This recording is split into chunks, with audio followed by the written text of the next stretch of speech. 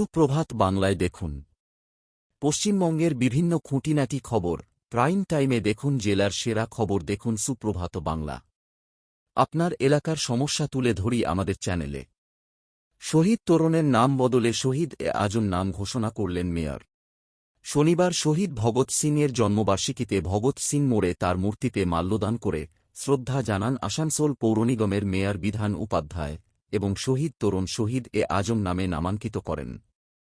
ভগৎ সিংয়ের জন্মবার্ষিকীতে উপস্থিত ছিলেন আসানসোল পৌর নিগমের বিভিন্ন কাউন্সিলর ও নৌজওয়ান ক্লাবের সদস্যরা এবং আসানসোল ও বার্নপুর গুরুদুয়ারা প্রবন্ধক কমিটির সদস্যরা।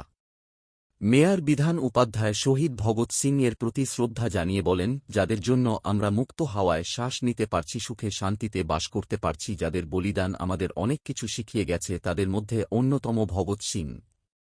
পরাধীন ভারতকে মুক্ত করতে ভগৎ সিং আত্মবলি দিয়েছিলেন। তিনি জানান, যারা দেশের জন্য আত্মবলিদান দিয়ে শহীদ হয়েছিলেন তাদের আমরা ভুলতে পারব না। যতদিন পৃথিবী থাকবে ততদিন বীর শহীদের নাম থাকবে, আমরা তাদের নাম স্মরণ করে শ্রদ্ধা জানাব। তাদের স্বপ্ন ছিল স্বাধীন ভারতবর্ষে সর্বধর্ম সর্বজাতি একসাথে মিলেমিশে থাকবে। তাদের সেই স্বপ্ন সফল করতে আমরা সর্বধর্ম সর্বজাতি একসাথে মিলেমিশে সবার উৎসব একসাথে পালন করছি।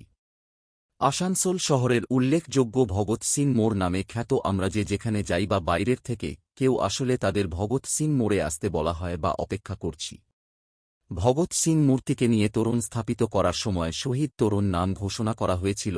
আজ থেকে শহীদ তরুণে জায়গায় শহীদ এ আজম বীর শহীদ ভগৎ সিং কা নাম বলে নামাঙ্কিত হবে। ভগৎ সিং এর মূর্তির প্রতিষ্ঠাতার নাম ও লোকে স্মরণ করবে। যাদের জন্য যাদের আত্মবলিদানে আমরা আজকে সুন্দর একটা ভারতবর্ষে মুক্ত আকাশে নিঃশ্বাস নিচ্ছি, নিজেরা সংসার করছি, নিজেরা সুখে আছি। তো এইসব শহীদদের বলিদান যদি আমরা ভুলে যাই তাহলে আমরা মনে হয় মানুষের মধ্যে পড়ব না। তাই আজকের এই জন্মদিনে আমরা সকলে, আমাদের সাথে সমস্ত কাউন্সিলররা আছেন এবং আমাদের নওজওয়ান সমিতির সভাপতি সম্পাদক সহ সমস্ত পদাধিকারীরা আছেন, আমার কাকুরা আছেন, দাদারা আছেন, ভাইয়েরা আছেন, আমার কর্পোরেশনের বড়বাবু আছেন, স্টাফেরা আছে এবং সাংবাদিক বন্ধুরা আছে। সকলকে আজকের এই দিনে, এবং শেখর কাকু আছে, সকলকে অনেক অনেক অভিনন্দন এবং শুভেচ্ছা। কারণ আমাদেরকে মাথাটা ঝোঁকানো উচিত এইসব বীরদের জন্য, কারণ আমরা যেভাবে সুন্দরভাবে বাস করছি এটার জন্য। তো আমরা নিশ্চিতভাবে প্রতি বছর এবং যতদিনে ভারতবর্ষ থাকবে, যতদিনে পৃথিবীটা থাকবে, ততদিন নিশ্চিতভাবে এইসব বীর শহীদদের আমরা স্মরণ করব এবং ওনারা যেটা চেয়েছিলেন একটা সুন্দর ভারতবর্ষ, সেখানে সর্বধর্ম সর্বজাতি সর্ববর্ণ একসাথে থাকবে এবং আমরা ঠিক স্বাধীনতার পর থেকে একদম সুন্দরভাবে আমরা ওনাদের যে কথা মতো আমরা কিন্তু নিশ্চিতভাবে সর্বধর্ম সর্বজাতি একসাথে রয়েছি এবং আগামী দিনে থাকব।